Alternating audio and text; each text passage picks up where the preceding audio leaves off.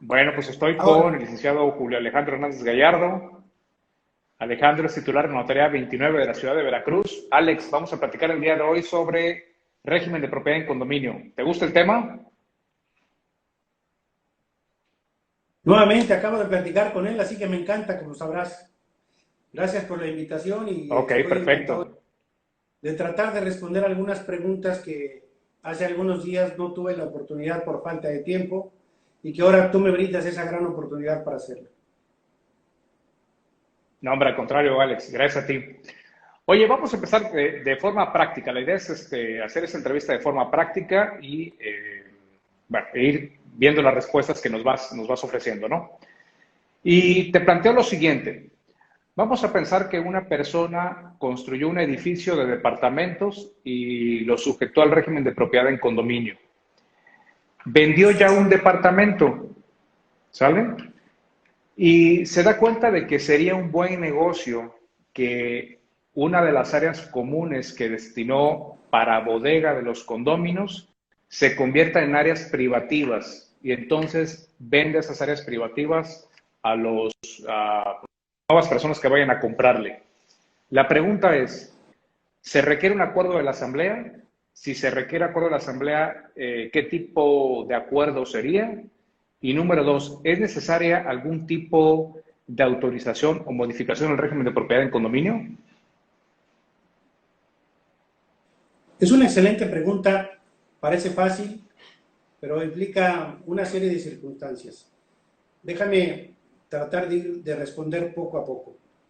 Entiendo que es algún desarrollador que se da cuenta que o destinó demasiadas áreas comunes o ve que las áreas comunes que él destinó tienen una mejor utilidad como áreas privativas y puede sustituirlas por otras. O en su Es correcto. defecto, en una alternativa, pudiera decir, mejor me quedo con estas áreas comunes y reduzco el tamaño de esas áreas comunes y las convierto en áreas privativas. En cualquiera de las tres opciones o alternativas que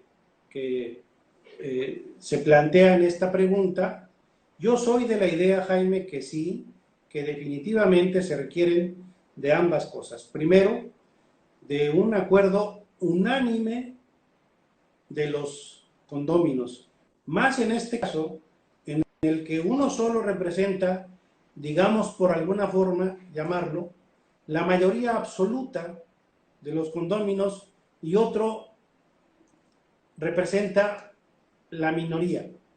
Digamos, pongamos el número, el 99% del desarrollador, el 1% del condominio.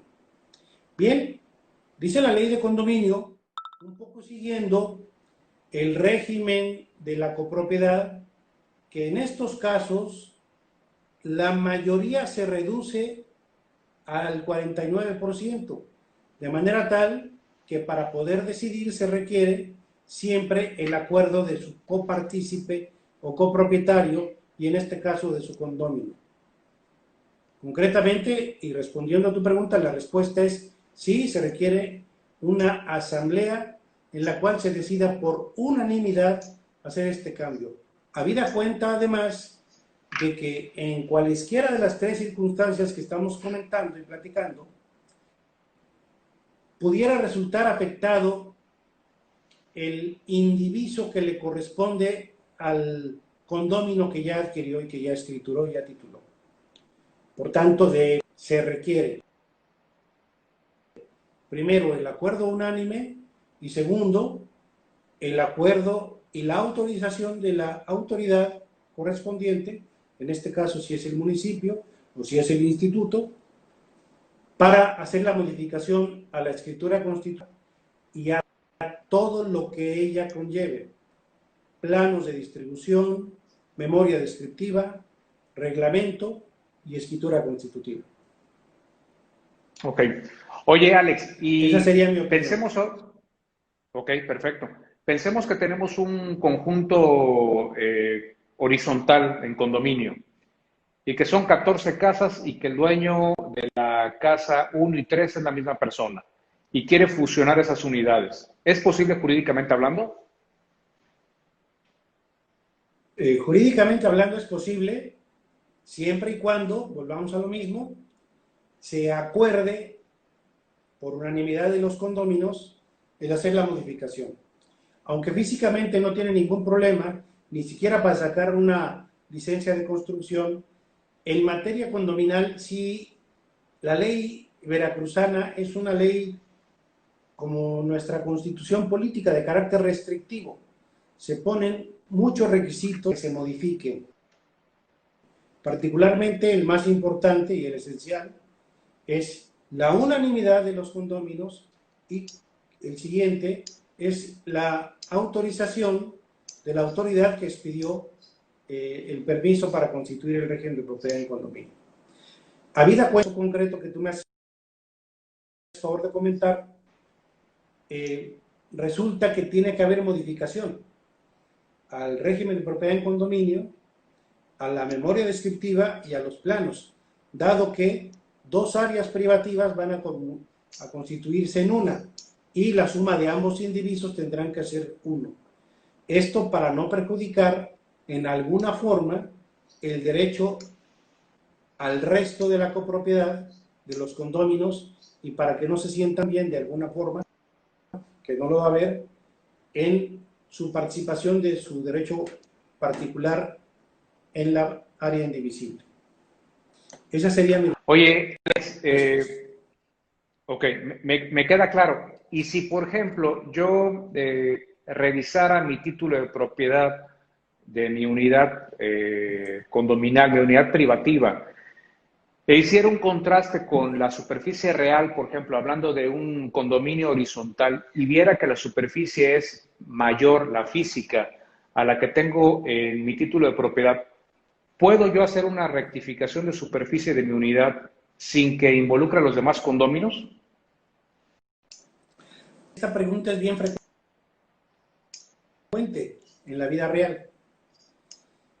A veces el condomino no se da cuenta que su departamento tiene como accesión balcones, o tiene como accesión una bodega, o como tiene como accesión un cajón de estacionamiento. O más allá de eso, simple y sencillamente hubo un error de cálculo.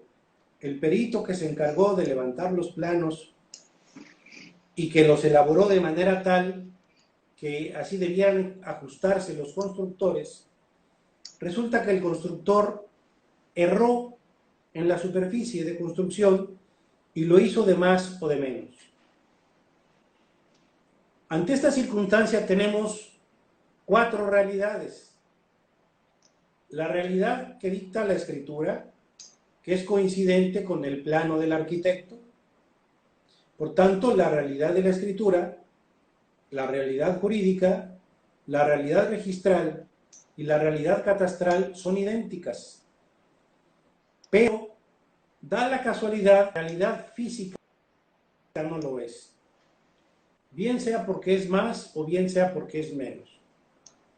Finalmente, no puedes tú, a través de cualquier método de rectificación, por razón de que se trata de un error de cálculo, que no lo es, porque el arquitecto lo hizo bien, lo único que fue un error de construcción porque el constructor, el albañil, el orfebre que hizo la vivienda, se pasó 10 o 20 centímetros en un muro. Y eso le hace tener más o menos superficie de construcción. Vuelvo al mismo tema. Nuestra ley condominal es estricta y, por tanto, contrario a lo que sucede con la ley de condominio del Distrito Federal, de la cual tomamos buena parte para la redacción de esta ley, la ley del Distrito Federal nos permite, con el 75% del acuerdo de los condóminos, proceder a la rectificación. En este caso no. En este caso, nuevamente la respuesta es la misma. Requerido unánime de los condóminos y además la autorización del ayuntamiento o de la autoridad estatal, en su caso, para modificar la escritura constitutiva, la memoria descriptiva y los planos correspondientes y ajustarlos a la realidad. Y así las 4 realidades, la jurídica, la catastral, la registral y la física, coincidan plenamente. Especialmente o habida cuenta de que requerimos, si hay una mayor superficie ocupada, tienes derecho a un mayor indiviso. Si hay una menor superficie ocupada, tu indiviso se disminuirá y en ambos casos requerirás de que, dado que esto beneficia o perjudica a la asamblea, y te beneficia y te perjudica a ti propietario, tendrás que requerir el acuerdo unánime. Correcto. Por eso Oye, es que Alex, recomiendo siempre en estos...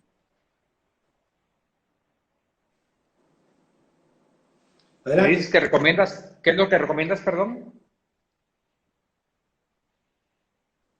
Obtener el acuerdo unánime y la Ok. autorización correspondiente. Oye, ¿y habrá algún caso Digo, más allá de... en el ok, habrá algún caso en el sentido de que al modificar una escritura constitutiva de un régimen de propiedad en condominio no sea necesaria pedir una autorización a quien precisamente otorgó el permiso para constituir el condominio? Fíjate, Jaime, que hasta antes de mi plática de hace algunos días, yo sostenía que sí. Y era un caso similar al que estamos planteando. Resulta que el desarrollador ahora es el que se equivoca él, no el orfebre. Y en planos diseña cajones de estacionamiento que de plano no coinciden con la realidad y que cuando tú llegas a tu día a día, ves que tu vehículo no puede entrar en ese cajón de estacionamiento, bien porque está en cubo de escalera, bien porque está alguna otra área común, o bien porque de plano es imposible por un muro. Entonces, aquí, déjame decirte, Jaime, no afectamos uso del suelo, no afectamos indivisos, no afectamos a ningún condómino, dado que el arquitecto pudiera haber encontrado alguna otra alternativa en la cual no se daña o no se cambia más que un área común, la ubicación de un área común por otra, para satisfacer la necesidad real de este condómino de poder tener un buen cajón de estacionamiento. Y entonces yo decía, bueno, si no necesito, no cambio sobre el suelo, no cambio densidad, no cambio tampoco ninguna área de superficie y no daño ni perjudico, por consecuencia, a ninguno de los condóminos en sus indivisos, vale con que una autorización de manera unánime de los condóminos sea más que suficiente. Y hasta ahí estaba yo en la idea. Sin embargo, después de esta plática, mi convicción es que no. Es que tenemos que acudir a la autoridad y decirle, ¿qué crees? ¿O no fue la realidad? Fue el arquitecto y la realidad se ajustó a lo que el arquitecto dijo y la realidad es de... Por tanto, ante esta imposibilidad física, te sugiero o te pido autorización para hacer los cambios. Yo, por ningún concepto, a partir de esta plática, pensaría en que puedo hacer cambios si no tengo autorización. Tal vez con la edad, porque esta conclusión a la que llegué fue de hace algunos años, de recién salida expedida la ley, entiendo lo que me quisieron decir mis maestros cuando me decían, después de la ciencia está la prudencia. Entonces yo creo que la prudencia es la que debe mandar, la prudencia es la que debe decirnos, oye autoridad, toma nota de esto y autorízamelo, dado que no hay ningún cambio, salvo el físico, pero de cualquier manera en tus archivos debes de tomar nota de los cambios en los planos arquitectónicos y eventualmente en los cambios estructurales, si es que los hay. Todo esto incide en el futuro, tarde que temprano, y más vale recomendarle a tu cliente, el desarrollador o el adquirente, que se haga de esa manera. Me queda claro, Alex. Oye, Parece y que tocaste el tema de los Parece que es que, perdón. Parece que es un radicalismo, pero ¿qué crees? La ley es a la que nos manda. Sí, la solución sería, oigan, pues cambiemos la ley para tomar, primero, no un acuerdo unánime, sino un acuerdo como lo tiene la ley de condominio del Distrito Federal del 75%, o en su defecto, pidámosle al ayuntamiento que en aquellos, o a la autoridad correspondiente, que en aquellas diferencias de más o menos 10% no se nos tome en cuenta y podamos ajustarlo a la realidad. Sin embargo, insisto y reitero, más allá de la ciencia, la prudencia. Yo seré de la idea de quedarme con la prudencia y de pedir y de informar siempre a la autoridad. Ok. Oye, Alex, estabas platicando del tema de los indivisos.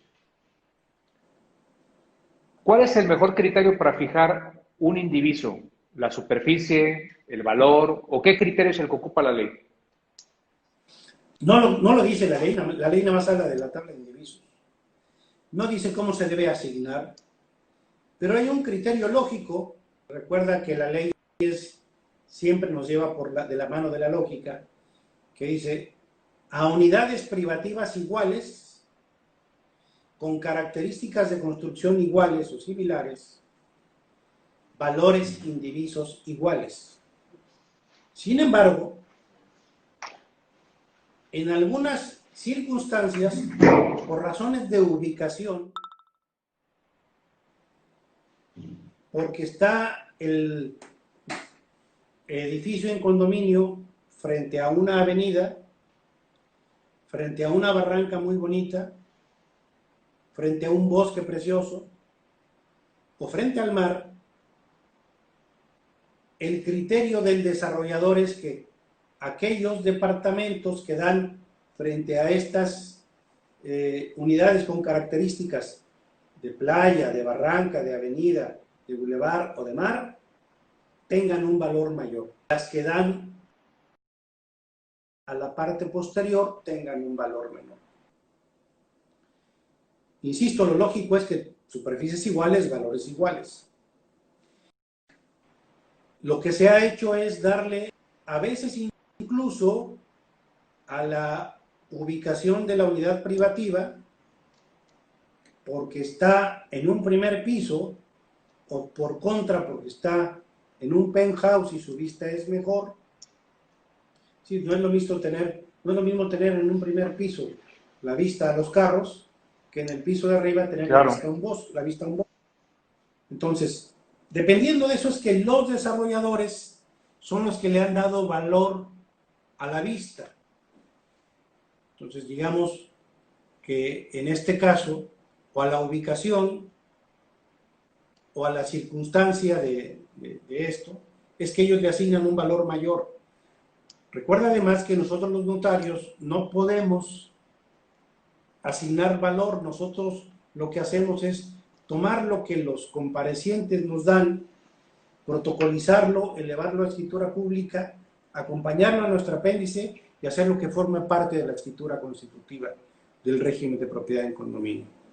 En consecuencia, mi respuesta es, lo lógico es que valgan igual y la regla es la que el mercado marca. Y el mercado lo marca generalmente el desarrollador. Correcto. Entonces, para ti el elemento subjetivo no debería estar en la ley para fijar el tema de los indivisos. Es que no lo está.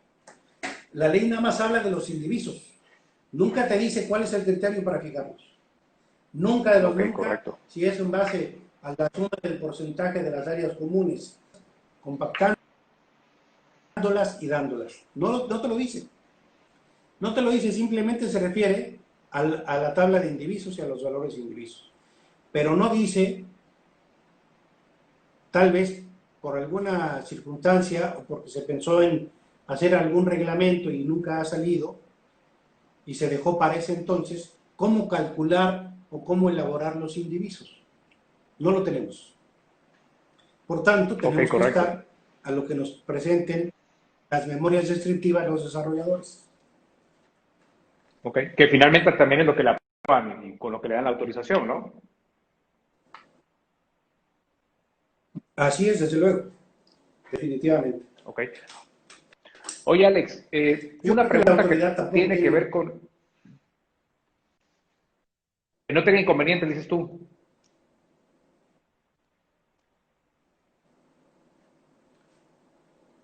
Te oigo ¿Me oyes cortado, Jaime, no bien? te escuché. Sí. A ver, ¿ahí me Ahora sí oyes otra ya. vez? A ver, platícame. Ok, perfecto. Ya te escucho bien. Una pregunta que tiene que ver con el tema fiscal, Alex. Imaginemos que tenemos un régimen de condominio en el cual hay 10 viviendas, 10 unidades privativas, de los cuales, que es muy usual en Veracruz, que 5 personas o 5 familias viven en 5 viviendas y las otras 5 están de vacación, bueno, no están de vacaciones, más bien la utilizan para vacaciones o para fines de semana. De tal forma que uno de los condóminos es la persona que se encarga de administrar el régimen de condominio. Ujú. Y pues obviamente por facilidad le es conveniente a todos que le depositen a su cuenta para que pueda constituir la cuota de condominio y hacer los pagos respectivos. Y pues ya se dio cuenta de que hay depósitos en su cuenta que no tiene forma de comprobar ese ingreso y que le puede producir un problema, una situación fiscal.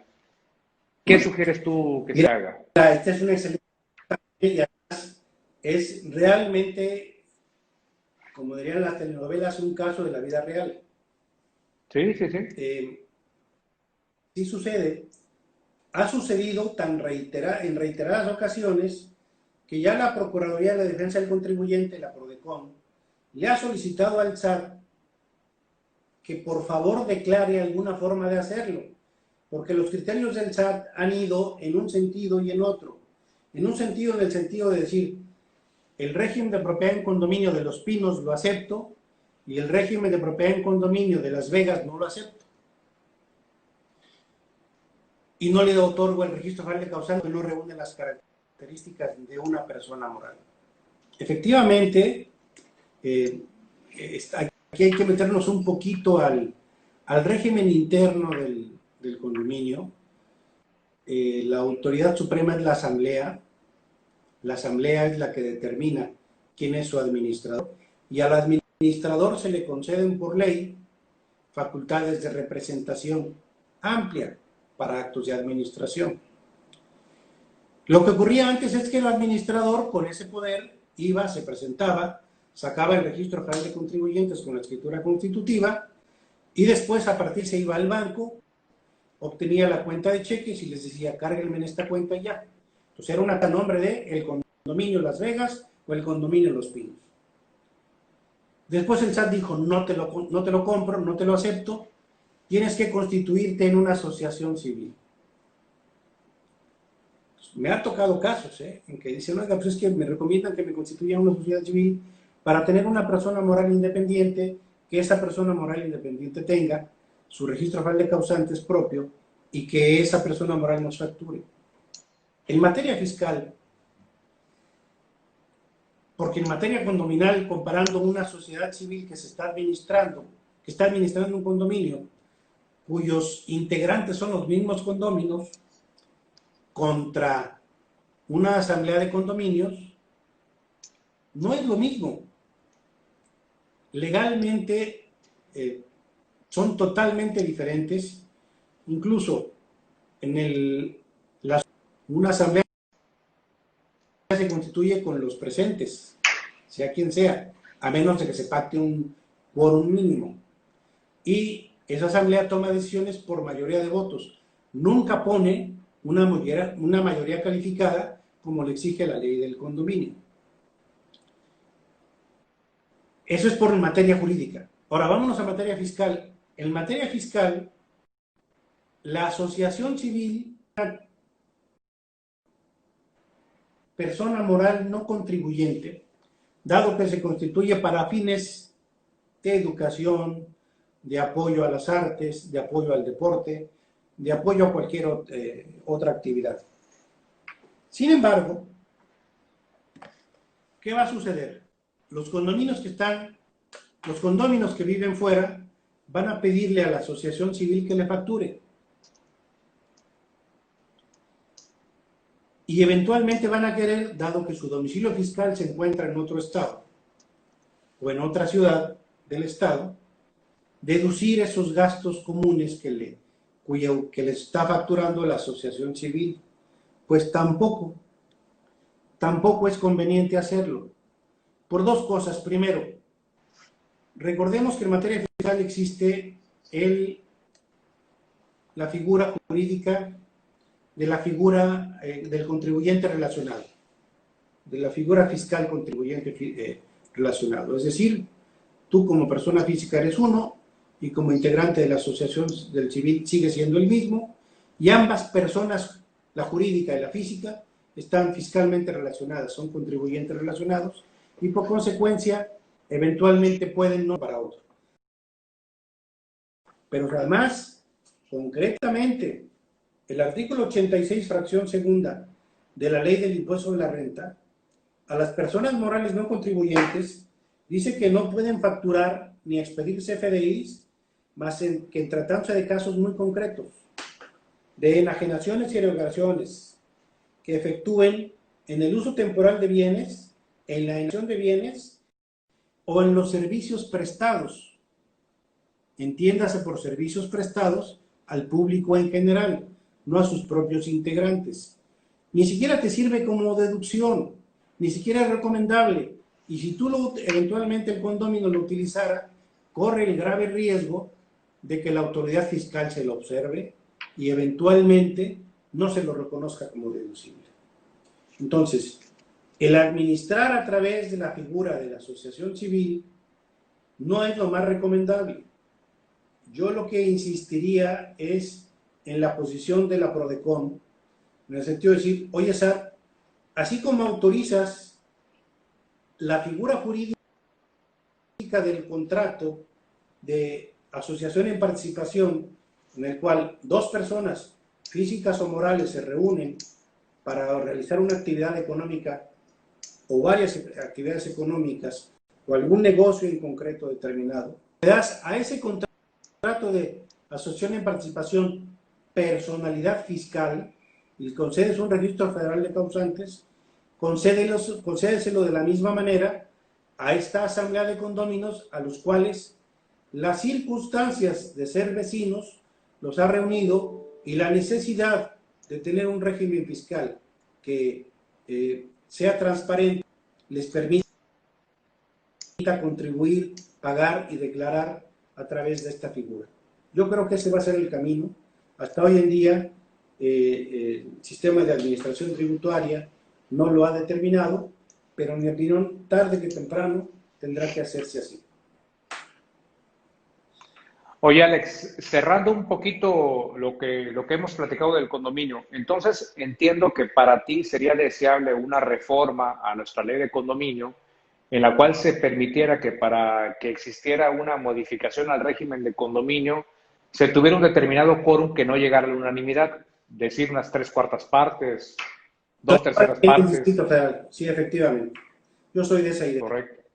A mente que adolece de algunos otros temas que pudiéramos platicar después, creo que sí, entre otras cosas, pudiera referirse a esto. E incluso referirse también al tema del administrador, ¿no? Porque corre el riesgo el administrador de que si pone su cuenta de cheques y a él le depositan, se le va a ver una cantidad enorme de dinero. La otra alternativa práctica que está ocurriendo es, dejémonos de cuentos, ninguno de nosotros los condóminos somos administradores, contratemos un profesional que ese nos facture y que ese se encargue de dar de alta todo, de pagar empleados, de pagar todo. Esa es la otra alternativa que se ha dado por resolver, pero creo que estamos en manos del SAT y creo que sería una solución bastante práctica y eventualmente bastante sencilla. Oye, Alex, y una última pregunta, no tiene que ver con dominio, pero sé que es un tema que te gusta, o sea que es la pregunta sorpresa, si te parece.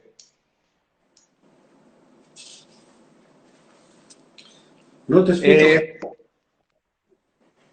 ¿Me oyes ya mejor? Ya te escucho mejor, sí. Oye, no tiene mucho que ver con el tema del condominio, no tiene que ver con el tema del condominio, pero sé que es un tema que te gusta y te tengo una pregunta sorpresa. A ver. Tú sabes que en Veracruz no tenemos regulado el régimen de propiedad, el régimen de tiempo compartido. Si hoy llegara un cliente tuyo y te pidiera realizar...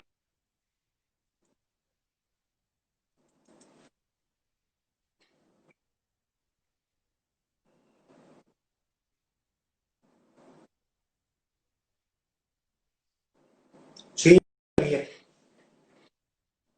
sí, definitivamente.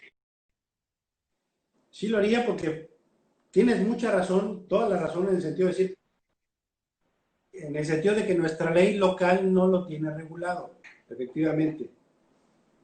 Son bien pocos los estados, particularmente los de los grandes destinos turísticos, lo que los tienen regulado. Te voy a decir de memoria, los que me acuerdo, porque alguna vez lo comentamos en el año 2005, un poquito después de que sale la reforma. Es Quintana Roo, desde luego, es Jalisco, creo que es Nayarit y Guerrero. No me recuerdo de algún otro. Estos tienen regulado este régimen de tiempo compartido. Pero déjame decirte el por qué sí lo haría y en qué me sustentaría. Sí lo haría sustentándome en la ley federal, no en la local. Para la ley local yo haría en lo de siempre: obtención de permisos, de licencias, de autorizaciones, de todo tipo de tramitología local. Y en materia federal, yo acudiría a las dos únicas normas que existen en esta materia, y que son, concretamente, la Ley Federal de Protección al Consumidor y una norma oficial que existe. Esta es la segunda, la primera data del año 95, esta segunda data del año 2014, y que, como tú sabes, las normas oficiales son expedidas por la Secretaría de Economía, administradas por la Secretaría de Economía y distribuidas a cada una de las dependencias dependiendo de su función, facultades y atribuciones. Y que además, como sabes bien, Jaime, son obligatorias, tienen el carácter de obligatorio y vinculatorio para todos, para autoridades, para las partes y para los particulares. De manera tal que yo me basaría en estas dos disposiciones, en el artículo 64 y 65 de la Ley Federal de Protección al Consumidor y en la norma oficial número 29 de la Secretaría de Comercio. Tiene una serie de denominación mayor que no recuerdo ahorita, que data del año 2010, si no me equivoco, y que fue elaborada con la participación de desarrolladores, de autoridades de la Secretaría de Economía, del área jurídica de la Secretaría de la Procuraduría de la Defensa del Consumidor. ¿Y por qué lo haría? Porque este régimen de tiempo compartido no transmite más que el uso, no transmite ningún derecho real. Por consecuencia, no requiero de la autorización local, a que no esté regulado. Número uno. Número dos, la propia Ley Federal de Protección al Consumidor determina que debe ser mediante manifestación unilateral de voluntad que debe constituirse este régimen. Así que mi cliente construye una unidad habitacional de 20 casas, dice: sobre esta es mi voluntad de destinarla, previa la autorización del ayuntamiento, a la prestación del servicio de hotel a través del servicio compartido de uso. Esta figura es bien interesante, ojalá y algún día pudiéramos platicar más, porque no creas que es tan nueva, No, data de apenas, sí.